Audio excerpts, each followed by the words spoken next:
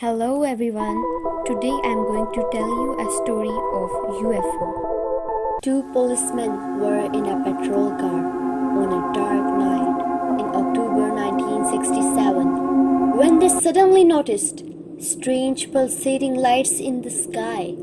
Soon the lights began to move, skimming swiftly and silently over the tops of trees. The startled policemen gave chase.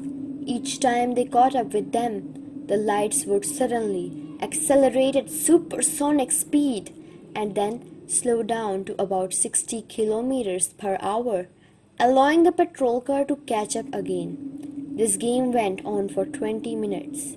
Then the lights suddenly took off up into the skies and vanished. The mysterious object that the policeman had seen is known as a UFO, or an unidentified flying object. Same thing happened here, but a little different. It is the most baffling story of all concerns. A Brazilian named Antonio Villas-Boas.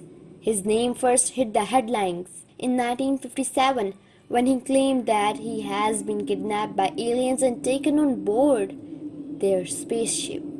A doctor who examined Boas said that he was in an extreme state of shock and fear following some terrible ordeal.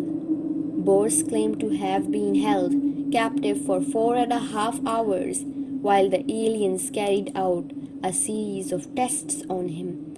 Many people do not believe him, but Boas has never changed his story. What do you think?